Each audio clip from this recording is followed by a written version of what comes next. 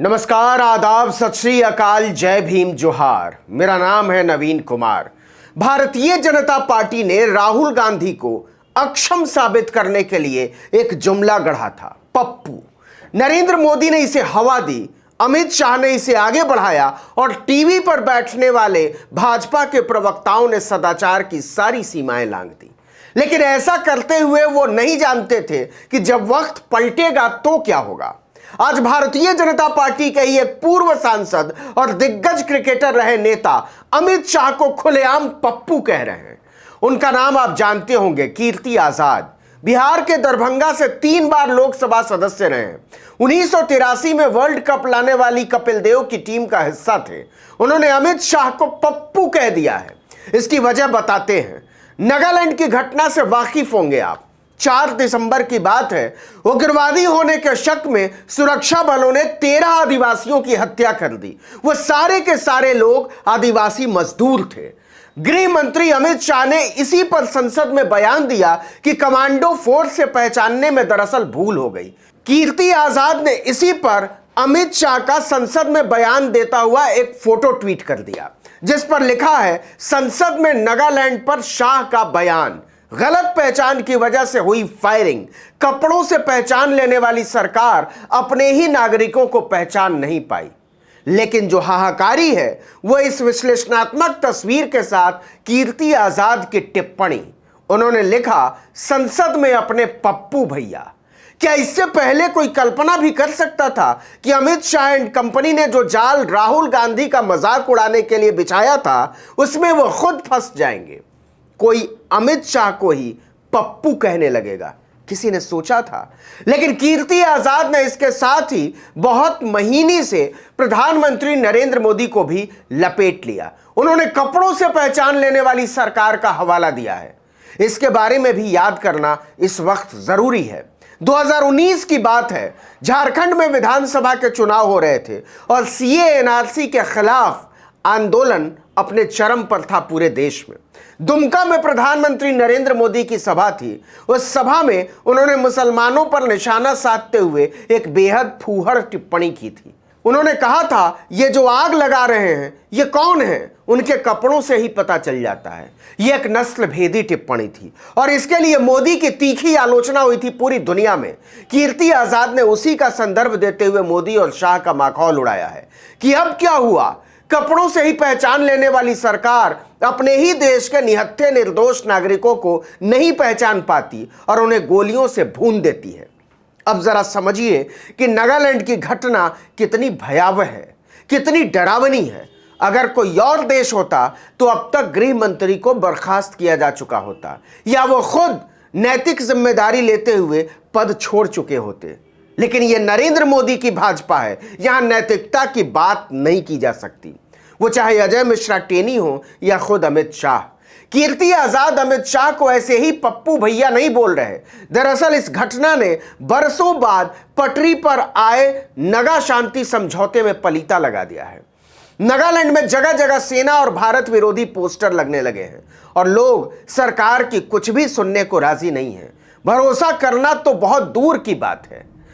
4 दिसंबर की घटना है ये। सेना को खुफिया एजेंसियों से जानकारी मिली थी कि अलगाववादी संगठन NSCN-KYA गुट के कुछ उग्रवादी इस रास्ते से आने वाले हैं। बताते हैं कि जिस रंग की गाड़ी से उग्रवादियों के आने की सूचना मिली थी उसी रंग की एक दूसरी गाड़ी वहां से गुजरी।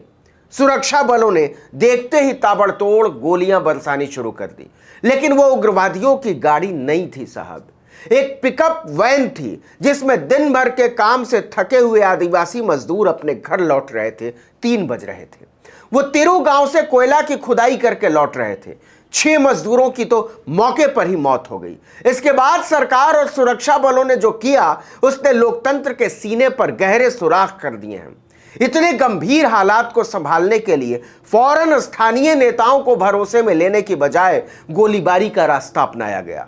मजदूरों के न लौटने पर स्थानीय नौजवान और गांव के लोग अपने साथियों की तलाश में बाहर निकले। कुछ ही देर में उन्हें सच्चाई का पता चल गया। मजदूरों की खून से लथपथ लाशें पिकअप वैन में पड़ी थीं। मजदूरों के शव ही नहीं, पूरी गाड़ी गोलियों से छलनी थी। ये देखते ही इलाके के लोगों में गुस्सा फैल गया। लोग अपने अपने घरों से निकलने लगे और सुरक्षा बलों को खोजने लगे।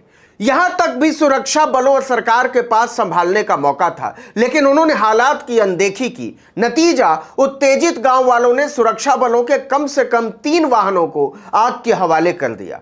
सुरक्षा बलों ने यहां भी वैकल्पिक तरीकों को नहीं अपनाया। उन्होंने क्रोधित आदिवासियों पर तड़ातड़ गोलियां बरसानी शुरू कर दी। इसमें भी 7 गांव वाले मारे गए। गांव वालों का गुस्सा इससे और बढ़ता चला गया। उग्र ग्रामीणों ने ओटिन इलाके में असम राइफल्स के एक शिविर पर हमला कर दिया। वहां भी सुरक्षा बलों ने गोली चलाई, जिसमें 1 ग्रामीण की मौत हो गई और 2 गंभीर रूप से घायल हो गए।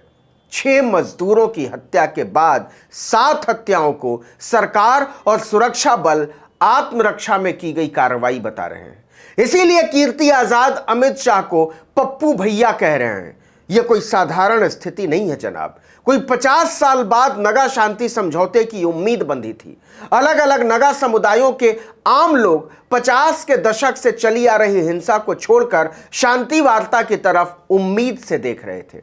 उन्हें यह भरोसा होने लगा था कि भारत सरकार नगाओं के स्वाभिमान का सम्मान करते हुए उनकी बेहतरी के बारे में सोचने लगी है।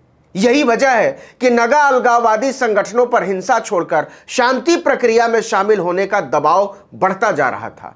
लेकिन 4 दिसंबर की घटना के बाद नागालैंड का माहौल बदल गया है। एक बार फिर से नगाओं को भारतीय सेना पराई लगने लगी है। इस घटना से सभी नगा समुदायों को एकजुट करने के मकसद से आरंभ किया जाने वाला हॉर्नबिल उत्सव भी थम गया है। यहां भी सरकार के खिलाफ पोस्टर लगा दिए गए हैं। इतना ही नहीं, एक बार फिर से आर्म्ड फोर्स सिक्योरिटी एक्ट यानी एफ्स्पा हटाने की मांग जोर पकड़ने लगी है।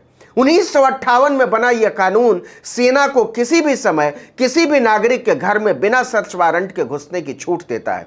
इतना ही नहीं, पकड़े गए लोगों को बिना चार्जशीट दाखिल किए अंतहीन समय तक जेल में रखा जा सकता है। खुद नागालैंड के मुख्यमंत्री नेफ्यू रिवो समेत कई संगठनों ने इसे रद्द करने की मांग की है।